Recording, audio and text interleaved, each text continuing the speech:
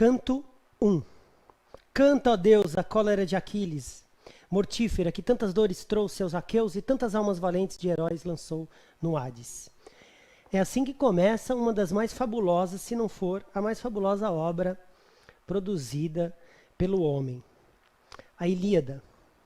Hoje a gente vai enfrentar um desafio tão grande quanto Aquiles enfrentando Heitor e vice-versa, que é tentar trabalhar em uma hora a Ilíada e a Odisseia. Primeiro a gente precisa contextualizar como essas obras, em que período, minimamente elas foram construídas. Construído é um termo correto, isso aqui parece um projeto arquitetônico, de tão bem feito, tão estruturado. Vocês vão ver já. As duas obras pertencem a uma única figura, Homero. Lendário, talvez cego, talvez nem tenha existido. O mundo contemporâneo, na sua enorme pequenez, adora olhar para os gigantes da antiguidade e reduzi-los para que talvez o homem contemporâneo tão diminuto se sinta um pouco maior.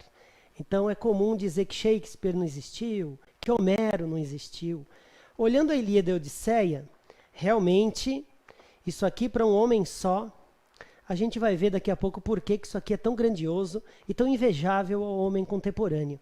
Por que a gente gosta de dizer que Homero não existiu. De qualquer forma, o Homero autor, o Homero escritor, o Homero aedo, cantor, poeta, recitador, ou aquele a quem chamamos autor dessas duas obras, Ilíada e Odisseia, era um cego que viveu ali por volta do século 8 a.C., e é nessa época, então, que ele formata essas duas obras que são bem distintas, tá? Elas têm algumas características em comum, uma é continuidade da outra, mas elas são profundamente diferentes no que elas retratam, no contexto que elas refletem. Primeiramente, galera, como o estudo aqui é de literatura, eu devo me apresentar. É uma obra que fala, as duas obras falam sobre memória, e eu costumo esquecer de contar o meu nome. Então, sou o professor René, a gente está aqui no IFAENEM para introduzir os estudos literários, e isso aqui é o berço, não só do Ocidente, mas a mais antiga, completa e perfeita obra que a gente tem notícia. Então, a obra que inaugura o Ocidente é isso aqui. São obras, para quem se interessar, eu vou dar uma sugestão, leiam o primeiro capítulo de um autor chamado Erich Auerbach. Se chama Cicatriz de Ulisses. Daqui a pouco a gente vai ver a Odisseia do Ulisses. Ele compara duas obras que são contemporâneas. O Velho Testamento, que começa a ser ali codificado, registrado, na mesma época em que é coligido e que também é reunido os versos que compõem a Ilíada. Essas duas obras, tanto a Ilíada como a Odisseia e a Bíblia, elas são a matriz do que a gente chama de Ocidente. E dificilmente qualquer outra obra depois não há traço da Bíblia ou do Homero. Tudo não passa de uma reescritura das cenas, das ações, das tramas dessas três obras. Quando a gente fala de Ilíada e Odisseia, a gente está falando praticamente de uma obra em 2 volumes. E a Bíblia. São as duas matrizes. Bem, em que contexto ela é formulada, ela é planejada? A gente, na literatura, precisa situar numa linha, sempre, quando a gente tem uma obra, em qualquer dos períodos, a linha histórica. A gente está falando de antiguidade clássica. A gente chama de antiguidade clássica o período que vai de 8 a.C. até o fim do Império Romano, 5 depois de Cristo. Então esse período é a antiguidade clássica, do 8 a.C. ao 5 depois de Cristo. Do 5 ao 15, a gente tem baixa e alta Idade Média. Do 15 para frente, a Idade Moderna. E aí o mundo contemporâneo, a partir do século XX, há muitas formas de você determinar. Muitos autores consideram o século XX menor do que ele foi. Outros consideram que o projeto da modernidade ainda não se efetivou bem. A Antiguidade Clássica, portanto, é anterior à Idade Média. A Antiguidade Clássica compreende o mundo greco-romano. Essa obra aqui ela é o maior registro que a gente possui, é quase um trabalho de arqueólogo em forma de literatura desse mundo, que mais tarde, sim, os arqueólogos vão resgatar e vão procurar ver como que aquilo se estruturou. Isso aqui ainda é mais completo do que todos os sítios arqueológicos. Por vezes, esses sítios arqueológicos descobertos, eles refutaram a Ilíada, confundiram. Certos registros da Ilíada ficam... Ué, mas isso aqui não é dessa época ainda. Essas palavras não foram ditas nesse período. Olha, a descrição desse vaso, ele só foi posterior. Algumas coisas são anteriores. Isso levou a muita gente a pensar que o Homero, no fundo, não tenha existido. E que o Homero, ele é o nome que se dá a um conjunto de autores em épocas diversas que foram coletando até chegar nesse modelo. Como eu disse a você, nada como o tempo. Se, por exemplo, Troia foi durante muito tempo considerada uma ficção, no século XX se descobriu vestígios, onde hoje é a Turquia, que confirmaram que a cidade existiu. E muitos outros elementos vão aparecendo e mostrando que, no fundo, isso aqui é uma questão complexa.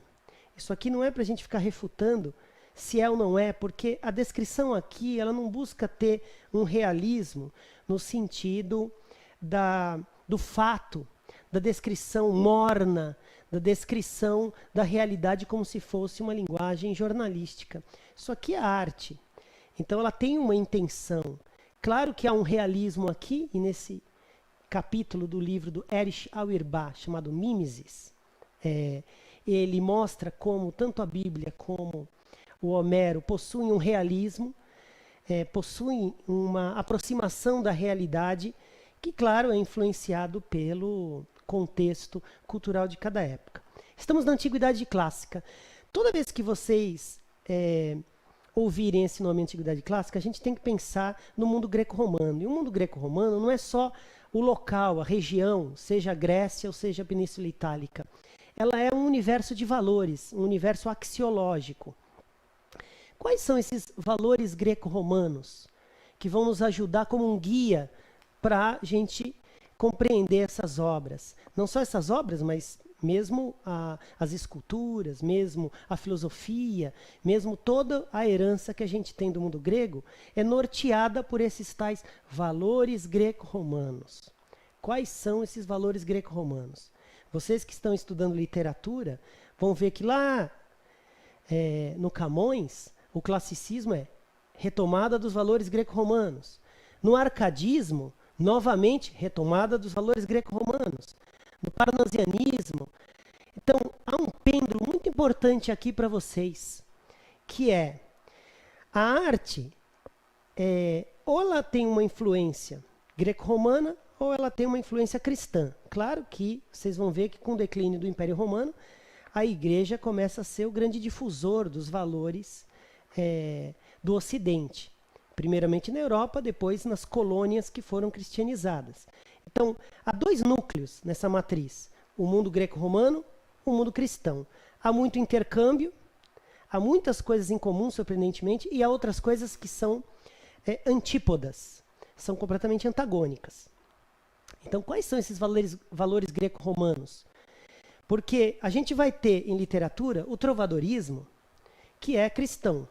Aí você tem o classicismo, que é greco-romano. Aí você tem o barroco, que é cristão. Aí você tem o arcadismo, que é greco-romano. Então você vai ver que é um pêndulo que, ora, se nutre da mitologia cristã, dos valores cristãos, ora, refuta e vai buscar nos valores greco-romanos o antídoto, ou a forma de se desvencilhar e procurar outras formas de expressão e de valores. Quais são esses valores greco-romanos que a gente vai encontrar aqui na Ilíada, a gente vai encontrar na tragédia, no Édipo, a gente vai encontrar na Medeia, a gente vai encontrar na filosofia do Aristóteles, do Platão, no mito da caverna. O universo grego é de uma coerência absurda. Esses valores estão trameados de forma em que tudo, desde a escultura, o conceito do belo, a filosofia, a arte, tudo segue esse universo. Então, primeiramente, Antiguidade Clássica, principalmente aqui, estamos no 8 a.C., é onde o Homero compõe isso, mas ele vai relatar eventos quase 1000 anos antes do Cristo. Essa guerra de Troia com os gregos, ela é anterior a ele, muito anterior a ele. Antiguidade Clássica, do 8 a.C. até o 5. Valores greco-romanos, valores que foram partilhados pelos romanos mais tarde, absorvidos do mundo grego, difundido pelos romanos, mas vinha dos gregos. Essa herança é enorme até hoje. Ela está na forma como a gente vive a urbanidade, no conceito de cidade, ela está na nossa língua, ela está na lex, nas nossas leis, ela está na nossa religião. Quer dizer, o mundo greco-romano legou ao Ocidente uma série de valores, ora mais para o cristianismo, ora mais para o mundo greco-romano, muitas vezes fundindo, porque muitos dos filósofos, Santo Agostinho, Tomás de Aquino, eles gostavam muito dos gregos, então tentaram conciliar o que parecia água e óleo, mas não é. De qualquer forma, a gente precisa então saber o que propriamente é, ou o que foi, o valor greco-romano. Dá uma olhadinha aqui. Eu desenvolvi aqui 2 dos mais importantes conceitos que a gente chama de valores greco-romanos. O equilíbrio, vocês vão ver que vai aparecer e ele vai ser contrastado nas ações. Esse equilíbrio, o próprio Aristóteles, ele diz que a sabedoria está no meio termo. A sabedoria não mora nos extremos. Nem muita inteligência, como a do Édipo, nem falta de inteligência. Nem muita beleza, como a do Narciso, nem a feiura. A beleza, a inteligência, todos os conceitos precisam ser medíocres. Estranho, né? O mundo contemporâneo, como ele é do excesso, do transbordamento, ele vê a palavra medíocre quase como pejorativo, como xingo. Medíocre, você não quer ser chamado de medíocre. Espero que essa aula não seja medíocre. Mas para o mundo grego, se essa aula for equilibrada, for mediana, for prudente, então ela é ótima. Então ela é divina, ela é bela, ela é boa. O que é esse meio termo? Você pega, por exemplo, o Narciso, já que a gente está falando do mundo grego, vou pegar vários exemplos para situar. O Narciso é tão belo que sofre por isso, morre por isso. Ao se ver nas águas, no espelho cristalino, ele vê um homem muito lindo e se apaixona, a ponto de não comer, ficar como hoje em dia a gente chama anoréxico. Ele rejeita as ninfas, ele rejeita todo mundo, ele só quer a si mesmo. Ele é muito lindo e ele termina sucumbindo e morrendo. Então a beleza extrema, tá vendo? O extremo, sabedoria, está no meio termo, no equilíbrio. Áurea mediocritas, está no equilíbrio. A beleza extrema, ela é um problema. A feiura também. A força extrema também é um problema. A fraqueza extrema também é um problema. A inteligência, espero que numa outra aula a gente tenha tempo de falar só sobre a tragédia grega. Aqui a gente está na épica. A gente vai ter a tragédia. Tragédia é um show também. Inspirou o mundo contemporâneo absurdamente, tanto quanto isso aqui. Mas quando você pega o Édipo é de uma inteligência tão grande que ele fica praticamente cego. Ele fica cego no final, concretamente. Estou dando um spoiler aqui que eu não deveria, para quem não conhece. Mas a inteligência dele o cega. A inteligência faz com que ele confie demais na capacidade de resolver os problemas. Ele não enxerga um problema mais corriqueiro, mais próximo dele, mais simplório. Resolve grandes enigmas, menos o mais simplório. Então a inteligência demais é um problema. Então veja que aqui, para o mundo grego, a sabedoria não mora nos extremos. Ela é a prudência. A prudência é a medida correta, o equilíbrio. Outro valor greco-romano muito importante era a preocupação que eles tinham com a posteridade. Viver para sempre, com a imortalidade. Veja, essa é uma preocupação até hoje. As pessoas põem botox, fazem cirurgia plástica, criam mausoléus gigantes de mármore. Elas querem, de alguma forma, viver mais, viver para sempre. Os gregos já tinham essa preocupação e tinham 1000 fórmulas para tentar viver melhor. Viver prudentemente ou viver o carpe diem, curtir o dia de forma harmoniosa, equilibrada. Isso é um dilema da humanidade até hoje. Mas era uma preocupação para os gregos. Para eles havia um antídoto contra essa vulnerabilidade, contra esse ser humano perecível, contra essa morte que sempre nos vence, que seria a imortalidade. Mas espera aí, como que o ser humano mortal pode se tornar imortal? Só os deuses são imortais. Como então ele pode vencer a morte? Pela memória. Pode vencer a morte sendo lembrado para sempre, realizando fatos dignos de serem contados. Se você for lembrado para sempre, então você venceu a morte. A fama, aqui para os gregos, não tem nada a ver com reality show, com 5 minutos de fama, de aparecer no jornal, porque você fez uma palhaçada qualquer na TV e você ficou famoso. Não tem nada a ver com a fama dos 5 minutos, essa fama efêmera, que dura pouco. Não. Feitos dignos de serem contados. É a forma do grego vencer e se tornar imortal, vencer a morte. Então, a memória é chave para a gente compreender a Ilíada e a Odisseia. A memória é essa ferramenta pela qual a gente consegue superar a mortalidade. Grande sofrimento para os gregos e grande sofrimento para a gente. A gente também tem essa dificuldade de lidar com a nossa vulnerabilidade, com a perecibilidade, com o envelhecimento, né? Para os gregos, então, a fama, ela é realizar atos dignos de serem contados. Se você se tornar inesquecível, então você venceu a morte. O equilíbrio é a conduta de tudo. Não só a conduta moral, não só a forma artística de se expressar. O belo, ele é equilíbrio, ele é simetria. O belo, então, não é uma medida subjetiva, como no mundo contemporâneo. A gente acha que é subjetivo. Eu acho isso aqui bonito. Para o grego, há um critério, a simetria. Eu não posso ter desproporção. Eles tinham medidas corretas do que seria um corpo belo. Proporções de cintura, de busto, tamanho do nariz, proporcionalidade. Isso está plasmado nas esculturas, nas pinturas e, principalmente, no manual educacional deles, que era a Ilíada. A Ilíada foi, durante muito tempo, a forma pela qual se educava o grego.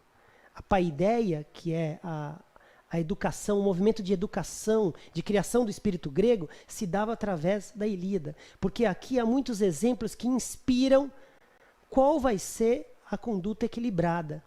Curiosamente, então, a gente vai começar a entrar na obra, muitas vezes o exemplo é pelo negativo. Vocês vão ver que é pela conduta exacerbada, pela conduta extremada, que se ensina o que deve ser o equilíbrio. É o contrário daquilo, tá? É o contrário do que o Aquiles fez. É o contrário. Então, muitas vezes é pelo negativo que você conhece o correto, o bom, o belo, o equilibrado. Então vamos lá? 2 coisas. Mundo grego, valores greco-romanos. A fama aqui é alcançar a imortalidade, realizando feitos inesquecíveis, que são contados. O equilíbrio. A conduta equilibrada, ela é o meio termo em todos os aspectos, né? Não só no aspecto moral, no artístico. Há um terceiro que eu poderia colocar aqui, que é a fatalidade. Isso está muito presente aqui, na Ilíada. A fatalidade é um conceito, a fortuna, para os gregos. A palavra no grego tem um sentido diferente do que a gente usa hoje. Você fala, eu vou ganhar na loteria uma fortuna. Fortuna é um monte de dinheiro, né? Para os gregos, não. A fortuna ela é uma imagem que aparece no tarô de Marseille, que é uma roda com um homem embaixo e um homem em cima. Quer dizer, o de cima, quando está embaixo, o de baixo está em cima. Mostrando um fluxo permanente de transformação. Ora você está por baixo, ora você está por cima. Não acredite que o bem dura para sempre, nem acredite que o mal desapareça repentinamente. Eles vão se dialeticamente, essa palavra não é dos gregos, não é ainda como a gente concebe, mas é um movimento cíclico e que se engendra. Você hoje parece estar mal, amanhã você está bem. Não se iluda com esse momento aqui. Hoje você está bem, isso pode não durar. E o mal também pode não permanecer. Então essa imagem da fortuna como um ciclo perpetuamente de movimento, vem do Heráclito, filósofo grego, que tudo é movimento, tudo é chama, tudo é fogo, ele se choca com um conceito. Se choca não é chocar no sentido de conflito. Cortou? Não, pode continuar. A fatalidade para os gregos é o seguinte, o destino, ele é fatal. Você deve seguir o destino, você deve enfrentar o que está planejado. Isso é ser herói. Não tentar desviar da morte. Por quê? Perceba, se a morte gloriosa, se a morte, ela pode me proporcionar, a forma como eu encarei a morte, como eu desafiei, como eu superei, pode me proporcionar uma vida eterna na lembrança, então a morte não é um problema. Então essa ética guerreira aqui, de uma sociedade que era militar, de uma história que é uma guerra, a Guerra de Troia, ela está permeada por uma perseguição por esta fama, a imortalidade pela memória, e ela tem na fatalidade um contraste com o mundo contemporâneo enorme. No mundo contemporâneo a gente diz, mais vale um covarde vivo do que um herói morto. Na antiguidade clássica, no mundo grego, mais vale um herói morto do que um covarde vivo. Porque o herói morto, que desafiou, enfrentou com coragem, ele é digno de ser contado, ele é exemplar e ele vai viver para sempre. Enquanto o covarde vivo, quem é mesmo? Quem ele é? Não sei. Então, esses valores, eles se imbricam, eles são uma trama, e a gente vai começar agora, por meio da história, entendê-los. Galera, a Ilíada do Homero, ela conta a história de uma guerra. 2 reinos, mas os gregos não são bem um reino ainda. Não há uma unificação. Eles são chamados de aqueus na obra. Eles ainda não são o que a gente chama de gregos. Esse povo são várias cidades-estado, como vocês estudaram em história. Há uma independência entre elas, mas elas já partilham de um universo de valores que vai gerar uma certa homogeneidade. E aí, finalmente, vão se tornar a Grécia, a Hélade. Aqui, nesse momento, as cidades, elas têm até uma rivalidade entre elas. Elas vão, por meio da guerra, se unir. O inimigo comum faz com que todos os outros inimigos se tornem amigos. E aí, Troia ser um reino quase invencível na história, nunca foi invadido, seus muros, sua fortaleza jamais foi ultrapassada, ela vai ser capaz de catalisar uma união que já talvez fosse o caminho. Foi um catalisador dessa homogeneização. Todos se uniram. Aqui, a representação, vocês vão ver, a própria ação dos personagens mostra que eles vão se unir. Alguns aspectos, primeiro, a gente precisa conhecer sobre tanto a Ilíada como a Odisseia. A Ilíada, galera, ela é poesia. Ela é uma poesia épica. Portanto, ela se baseia em ações. É uma poesia histórica. Ela parte de eventos, teoricamente, que ocorreram e ilustra por meio de ações desses personagens esses eventos históricos que narram a origem, então, do mundo grego. Então, é uma narrativa mítica da origem deste mundo grego. Como é que se estrutura? A forma para os gregos ela é muito importante. Então, toda vez que você ouvir falar de clássico, você está pensando nesses valores. Mas você também deve pensar que eles tinham um apego enorme à forma da poesia, à métrica. Isso a gente vai ver na nossa língua no Camões, que é um autor clássico que bebe na fonte dos gregos, e vocês vão ver que o estudo do Camões, você tem que passar pela forma, o decassílabo dele. Aqui, a forma não é a do clássico na língua portuguesa do Camões. Aqui, a gente chama de hexâmetro dactílico. que é um hexâmetro datílico? A medida da língua do Homero. É um verso com 6 sílabas. Datílico vem de mão, dedo. A gente tem no indicador a falange grande e 2 falanges pequenas, falangitas. Então, o verso tem uma longa e 2 breves. Espera aí, isso é confuso, né? Porque a língua portuguesa, os versos e a nossa língua, ela é baseada na entonação. As sílabas ou são átonas, ou são altas, ou elas são tônicas. Então, é para cima e para baixo a nossa língua. Ela não é a sílaba prolongada ou encurtada.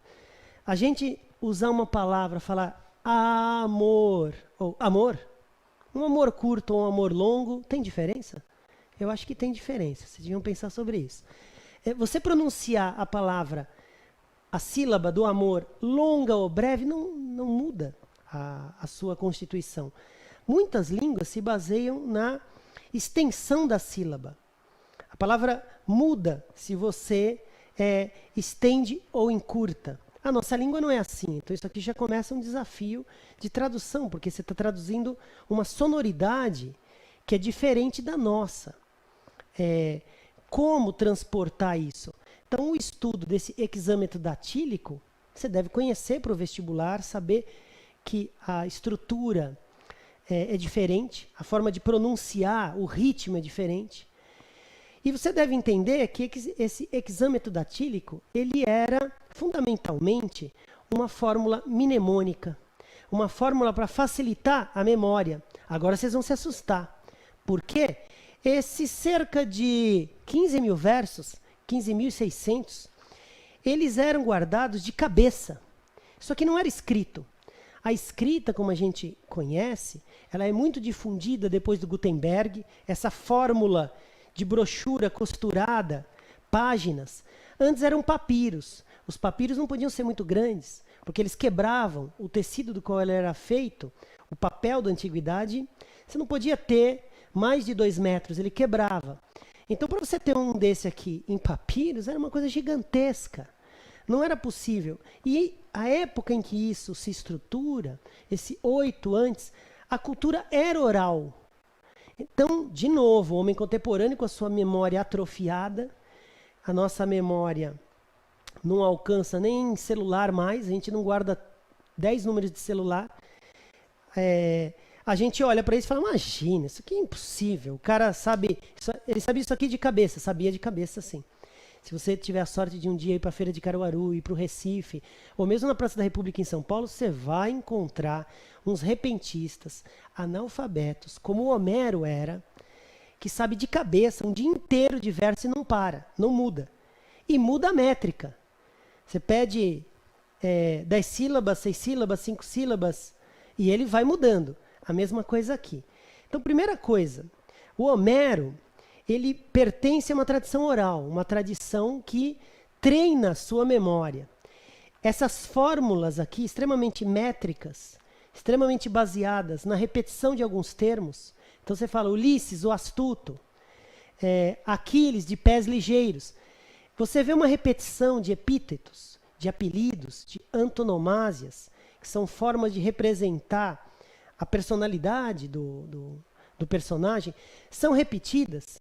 A primeira vez que você pega, você não entende. Você fala, mas que coisa chata. Isso é para dar ritmo, para permitir que o verso corresponda a essa métrica que é seguida rigidamente. Isso permite uma fluidez enorme na pronúncia. Então, como isso aqui era recitado para um público, oralmente, de memória, essas fórmulas ajudavam absurdamente você ter essas repetições e esse ritmo contínuo aqui. Então, isso é um aspecto formal, porque senão você vai ler e você não vai entender. Aquiles, o de pés ligeiros, Aurora, dos dedos róseos. Você vê essas repetições ocorrerem, tem um determinado sentido, não vai caber aqui, mas você vai ver que esses apelidos eles aparecem preparando certas cenas, né? É um aspecto profundo da obra. Mas, então a gente tem um hexâmetro datílico, com 6 sílabas, que para eles correspondia há uma sílaba longa, duas breves, e aí depois duas longas no final, um espondeu que eles chamavam. Não precisa guardar isso é só interessante para você perceber como há uma musicalidade e como isso podia mudar. Atrasando o tempo, você então propiciava um espondeu, ou então uma sílaba mais longa. Isso aqui é quase que uma composição musical mesmo. Talvez só no grego isso é possível. A tradução nunca vai alcançar isso. A nossa língua tem uma estrutura diferente da língua grega do Homero. Opa, por que eu falei língua grega do Homero e não uma língua grega como a que fala lá hoje? Porque essa língua aqui, ela é uma língua literária. Ela nunca foi falada por ninguém. Ela tem uma mistura de palavras que pertencem a vários desses povos que viviam onde mais tarde vai se chamar Grécia. Os micênicos, os jônios. Então há aqui uma fusão e há uma criatividade, uma mudança que ele cria para dar conta da métrica, que faz com que a língua aqui deste livro seja o grego do Homero. Isso não é muito distante da gente num aspecto. Quem já leu Grande Sertão Veredas, não é à toa que eu estou citando ele é muito baseado na Ilíada. O Grande Sertão Veredas do Guimarães Rosa, talvez das maiores obras da nossa literatura, quiçá do mundo, ela também é um português do Guimarães Rosa. Aquilo não é um português do sertanejo. O sertanejo não fala como aquele português vai se estruturando ali. Aquilo é uma língua literária do Guimarães Rosa. Uma figuração que ele faz da fala do sertanejo, mas não é uma mistura de latim com termos gregos que ele vai criativamente montando. Bem, então essa língua aqui é a língua do Homero, para dar conta na tradição oral de uma pronúncia. Isso aqui é um exercício de memória, os caras sabem falar isso aqui inteiro. Isso é uma beleza, né? Bem, o que conta a Ilíada? Eu li um trechinho aqui, canto a Deus a cólera de Aquiles. Começa a Ilíada falando da ira, da cólera, da raiva do Aquiles. Eu pergunto a vocês, raiva é equilibrado? Quer dizer que a história, para um mundo que valoriza o equilíbrio, já começa no desequilíbrio. Já começa com a ira do Aquiles. De que ira ele está falando? Bem, agora vai começar um desafio de memória. Porque há muitos personagens. Como que começa a Ilíada? Primeiro que vocês têm que conceber dois planos, dos deuses do Olimpo e dos homens aqui na Terra. Aqui na Terra a gente tem dois espaços, Troia, onde hoje seria a Turquia, e os gregos. Várias cidades independentes. Bem, aqui nos deuses, o Zeus, que usurpou o trono, ele tem um medo de que uma deusa muito inteligente tenha um filho com outro deus e nasça daí um filho tão inteligente capaz de roubar o trono dele. Veja que ele praticou a usurpação do trono, roubou o trono, e ele tem medo que um dos deuses também faça isso com ele. O que ele planeja então? Bem, a gente está falando de quase 10 a.C. Os episódios, esses eventos se passam em 10, 12. Não na época. Bem, 8 a.C., onde o Homero está, já é muito tempo atrás. Os valores sociais são muito diferentes. Então, quando a gente vai estudar uma obra assim, principalmente a Antiguidade Clássica, vocês precisam abandonar os seus valores. Senão você não vai conseguir entender alguns aspectos daqui. Vai ficar revoltado, vai falar, eu não quero ler esse livro porque ele tem um valor que colide contra o meu. Sim, é uma obra de outro tempo. Você tem a Tétis, que é uma deusa muito sábia. E o Zeus, por temer que ela tenha um filho muito capaz de tomar o trono dele, o que ele faz? Ele e o Poseidon, o irmão, eles induzem um idoso, Peleu, um humano, a... qual seria a palavra adequada?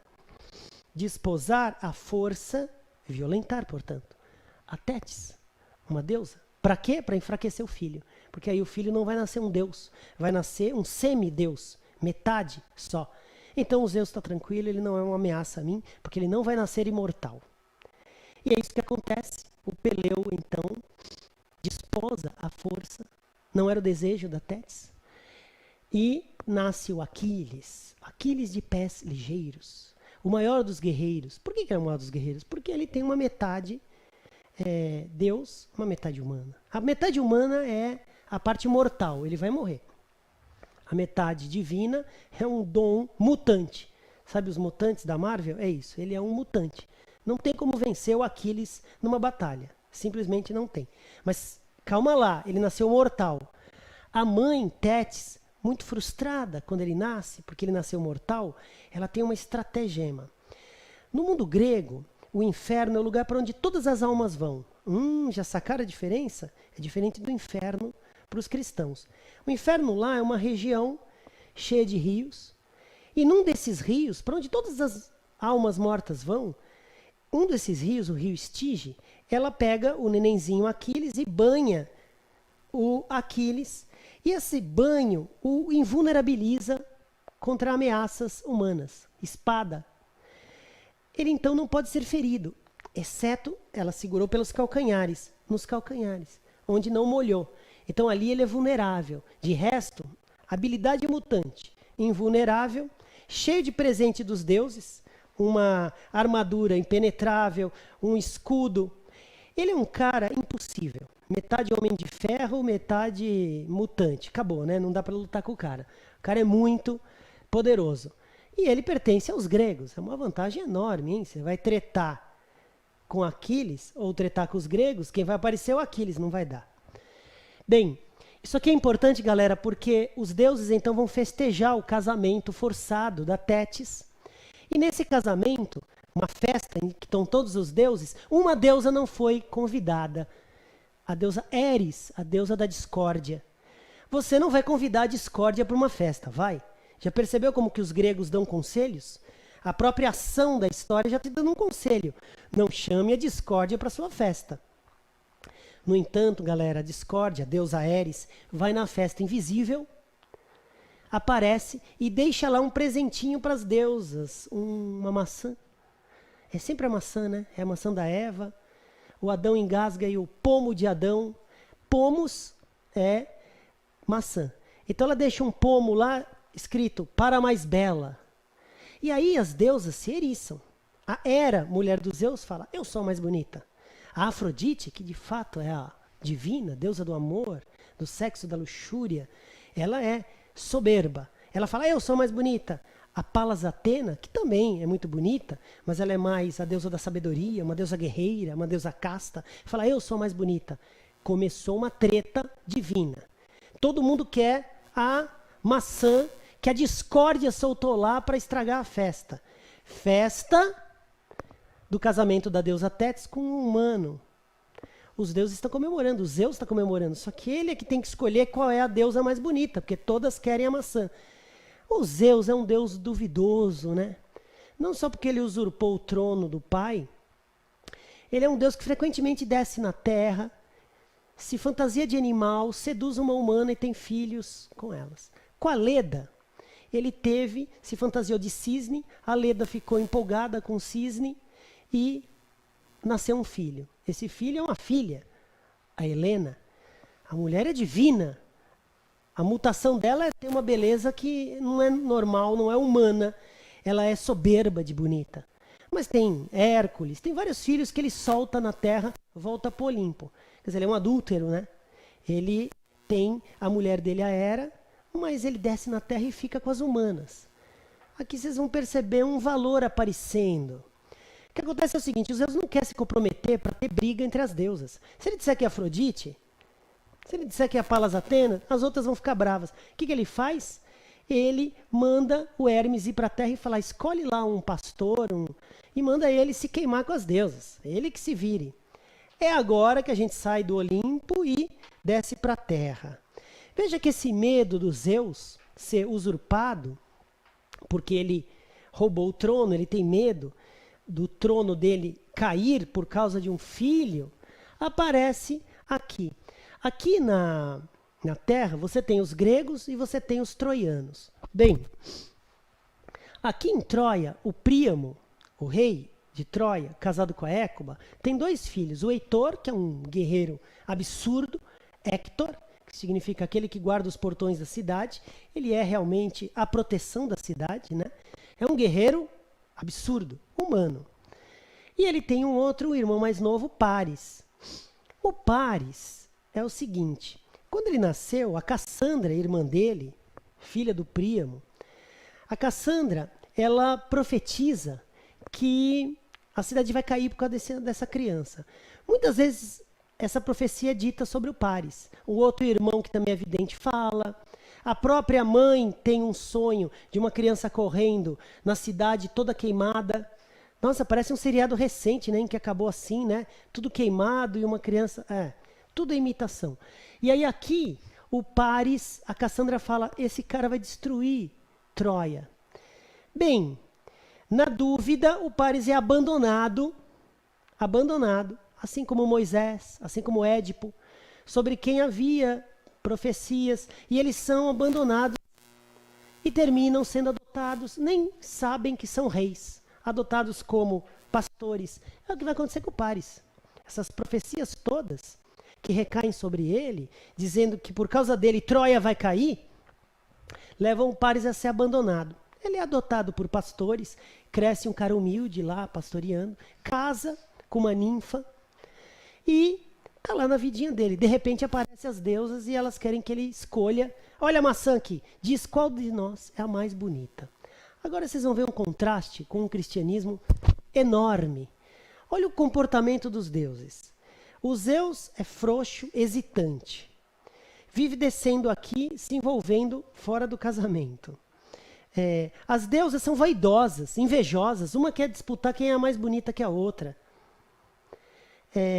Vão sacando essa diferença das divindades cristãs, dos santos, dos profetas, em relação ao mundo grego. Você não imagina São Francisco de Assis, que era um cara super humilde, invejando São Bartolomeu.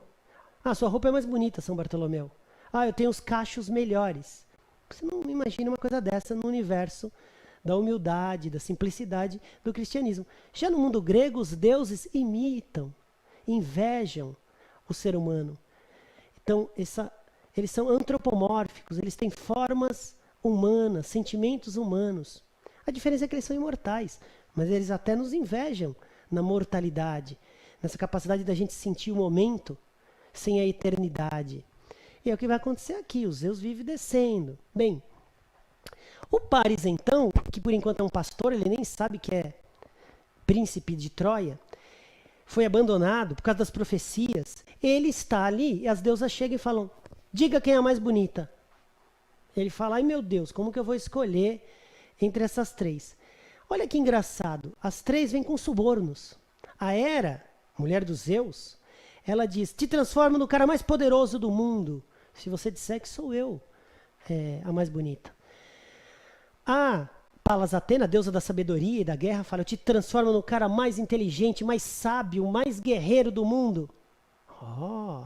E a Afrodite fala, uma vai dar o maior poder, a outra vai dar sabedoria.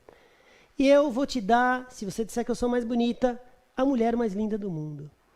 Entre ser o cara mais poderoso e o cara mais inteligente do mundo, ele escolheu a mulher mais bonita. Veja só, que figura é o nosso Paris. E qual é o problema dele escolher a mulher mais bonita? Pule para a Grécia. Onde está a tal mulher mais bonita? Aqui na Grécia, filha de uma relação dos Zeus com a Leda, nasce uma mulher soberba, que é a Helena. Assim, a beleza dela não é humana, ela é divina. A gente nem viu, nem sabe o que é uma mulher assim tão soberba, de estontear. Os gregos estão disputando a Helena. E o Ulisses, que é a primeira aparição dele, é dele a ideia de, não vai resolver, a gente vai terminar brigando por ela. Então vamos fazer um negócio? Quem for o vencedor, todos os outros se comprometem a preservar este casamento e proteger esse casamento. Na verdade, galera, a Helena, ela é a personificação da Grécia, da beleza que é a Grécia, a beleza que está sendo o nascimento dessa união das cidades-estados. Ela é a representação da Grécia inteira, né, desse amor pátrio, digamos assim, que é um conceito moderno, não é válido, mas é uma imagem que talvez ajude vocês a... Ela é representação dessa nação, desses valores, todos, consumados numa pessoa.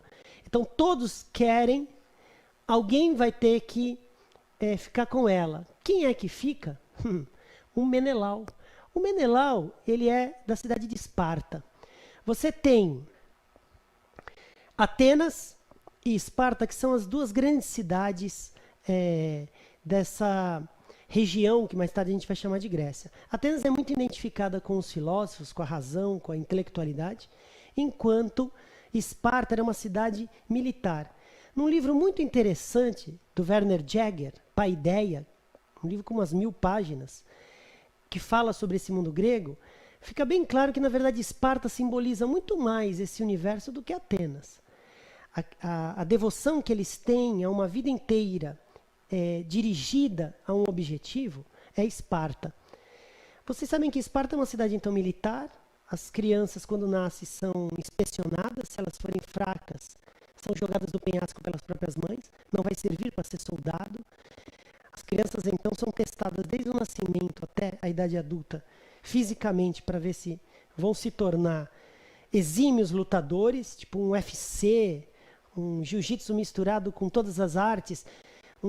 Os caras são imensos e super habilidosos. Em Esparta, o vencedor é Menelau. Menelau é o maior dos espartanos. Se os espartanos são todos grandes guerreiros, você imagina o que é o Menelau. E a Helena fica com Menelau. Todos os gregos se comprometem a salvaguardar este casamento, essa união toda. Na verdade, simboliza aí a união dessas cidades todas agora num reino, numa nação, digamos assim, de valores homogêneos, que é então a Grécia. O problema é o seguinte, galera, o Paris vai ser reconhecido mais tarde por uma série de tramas. Os deuses interferem o tempo todo, ele tem os deuses que gostam, e ele vai terminar sendo reconhecido. O Príamo vai falar: ai, você foi o filho que eu abandonei por causa de umas profecias aí que não tem sentido. Ainda bem, volta pra cá. Aí os dois irmãos estão juntos. E aí um dia ele vai numa expedição para Esparta. Ele é príncipe, então eles vão negociar, participar de torneios, eles vão se exibir, há umas relações comerciais entre dois grandes povos. Lá ele é recebido pelo Menelau, na casa do Menelau. E lá ele conhece a Helena. Bem. A deusa Afrodite, que é quem ele diz que é a mais bonita, tinha prometido a mulher mais bonita do mundo. Então ele fala: ô Afrodite, eu acho que eu quero cobrar minha dívida. Eu quero a Helena. Eu diria, não foi ele que disse, o Homero, mas eu colocaria uma vírgula lá e uma oração interpolada. Paris, a Helena já tem dono, é o Menelau, que é o maior dos espartanos. Você quer mesmo que eu dê a Helena para você? O Paris não quer nem saber. O Paris quer a Helena. E aí a Helena termina se apaixonando por ele. Isso aí não fica muito claro se ela se apaixona ou ela é seduzida pelos encantos que a Afrodite ajuda. Dificilmente ela largaria o Menelau pelo Paris. Mas, de qualquer forma, há um rapto ou uma sedução. De qualquer forma, a Helena vai embora. O espírito da nação grega é roubado por uma nação inimiga, uma nação rival. Quer dizer, a essência, a alma dos gregos que está na Helena é raptada. Eles vão todos se reunir. O Menelau é irmão do Agamenon, rei dessa confraria dos gregos. Eles vão se juntar, realizando a promessa que Ulisses sugeriu de todo mundo proteger o casamento do Menelau. E eles vão formar um grande exército com todas essas cidades, 1000 barcos, vão atravessar o mar Egeu e vão desafiar Troia, que nunca tinha perdido uma batalha, nunca tinha sido invadida ao longo da história. Então a história, ela tem como pivô o rapto da Helena, ou a fuga da Helena com Paris.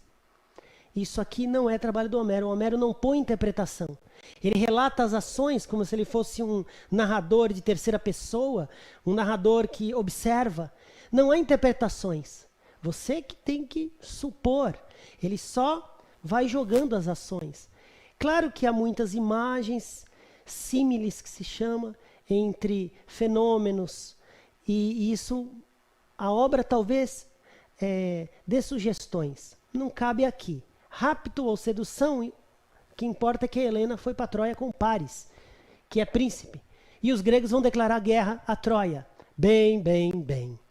Se eu tenho Aquiles, o maior dos guerreiros, no meu exército, declarar guerra contra Troia é vencer a guerra. Não é? Parece simples. Porque na época existia uma tradição muito interessante.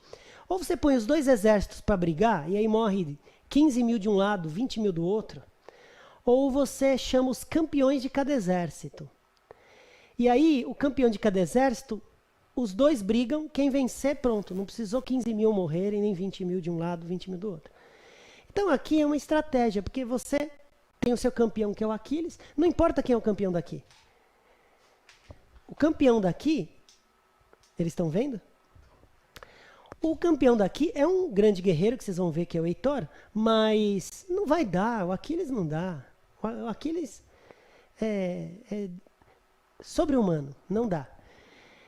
Então, parece que a batalha está tranquila, mas eu não falei que começa em media res? Então, guardem isso. A Ilíada, ela é uma influência para o mundo até hoje, não só nas temáticas, mas nas estratégias narrativas. Isso que hoje a gente admira muito no Tarantino, que a gente admira no Nolan, que a gente admira no cinema contemporâneo, de ter narrativas quebradiças no tempo, isso aqui é do Homero. A história Ilíada, ela se passa durante tudo isso aqui, 700 páginas, 16 mil versos, se passa durante 51 dias só, do 10º ano da guerra. Eles cercaram Troia e estão há 10 anos e não conseguem destruir Troia. 10 anos, 51 dias, tá? É isso aqui. Então, a história começa mais do que no meio, quase no fim. E você sabe sobre os acontecimentos retrospectivamente, por meio de flashbacks. As histórias vão sendo relatadas. Isso é um recurso do cinema super abusado do cinema contemporâneo, que a gente acha sensacional, já está aqui numa obra de 2.700 anos atrás. Bem, galera, o que vai acontecer aqui na história é que eles vão brigar. É uma guerra que parece não ter solução. Parece que eles não vão conseguir invadir Troia. Até que o Ulisses, ele tem a brilhante ideia de criar um trojan, um vírus, um cavalo de pau. Fingir, desistimos de vocês, não tem como vencer vocês. Ele coloca esse cavalo de madeira com alguns guerreiros dentro lá, como se fosse um prêmio. Vocês venceram.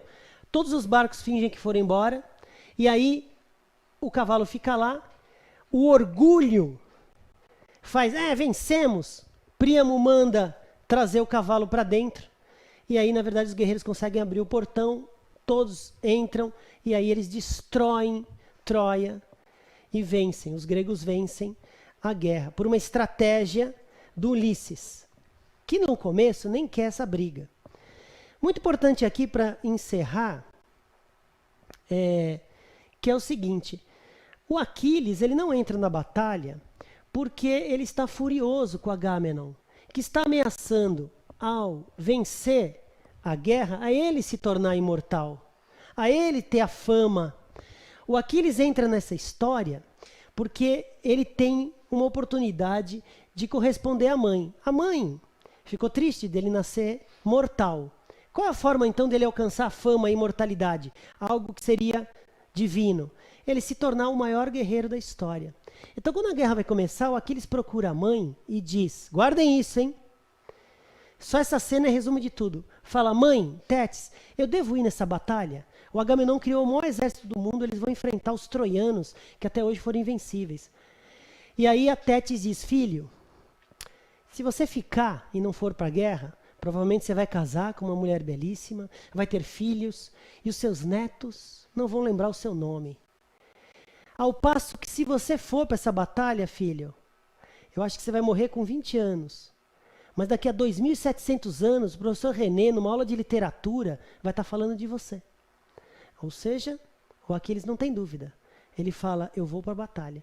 Mesmo sabendo que no fundo ele vai morrer. Mas isso não aparece, essa hesitação não aparece. Porque eles aceitam a fatalidade. Se esse é o meu destino, eu vou. O Aquiles está desequilibrado na busca dessa fama. É o que faz com que ele depois massacre o Heitor. Que ele perca o controle. É o que o leva mais tarde a morrer. O desequilíbrio aqui é sempre punido com a morte. É um desequilíbrio o Paris tirar, não pensando na irresponsabilidade dele, a Helena de lá. O desequilíbrio aparece aqui sempre sendo castigado. Pelo negativo você percebe o equilíbrio. A fama é buscada principalmente na figura do Aquiles. O Aquiles é a grande figura. É ele quem mais fala. Guardem um aspecto. A épica é só ação. Mas nessa obra você tem 666 falas. Isso dá quase 40% da obra são falas. Isso aí antecede o teatro.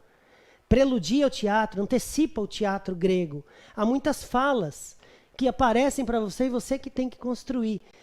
Dessas falas é óbvio que o Aquiles é o que mais fala, né? Mas você tem algumas falas femininas. É uma obra essencialmente masculina. É uma guerra, é um exército. Galera, o que tem a ver a Odisseia? A Odisseia, quando a guerra acaba aqui, o Ulisses quer voltar para Ítaca, para a ilha dele, onde a Penélope, sua mulher, está esperando. A guerra já durou 10 anos. 10 anos ela espera Ulisses. Só que Ulisses não volta. Todos os heróis gregos que sobreviveram ficam, mas o Ulisses não volta. Ele vai durar mais 10 anos sem voltar. Vai passar por várias aventuras, várias ninfas, feiticeiras vão prendê-los. Vão prendê-lo com estratégias místicas, com seduções, com a flor do lótus, com transformações, e vão prendê-lo. Ele se compromete, furando o olho do Cíclope, aí ele fica mais tempo no mar, não consegue, porque o Poseidon é pai do Cíclope, e não deixa ele voltar para Ítaca, mais 10 anos. 7 só na ilha da Calypso. Então, 20 anos, o filho dele já cresceu, o Telêmaco. O filho dele o busca incessantemente.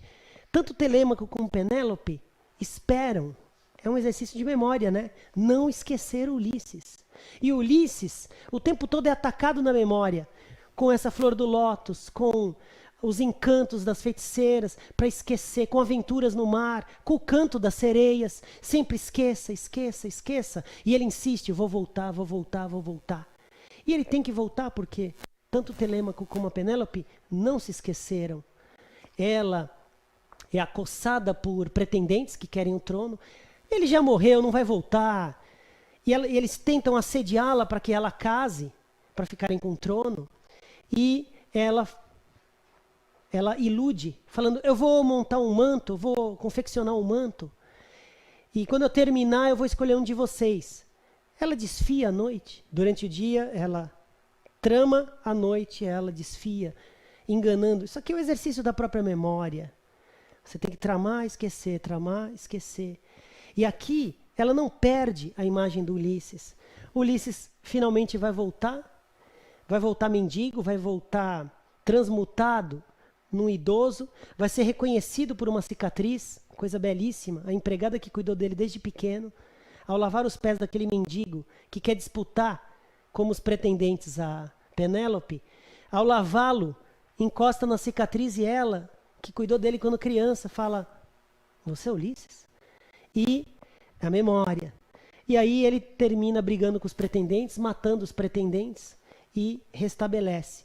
Tudo aqui é uma coerência absurda entre a Ilíada, que é muito da moral do guerreiro, para a Odisseia, onde aqui já é a inteligência e a astúcia da Odisseia.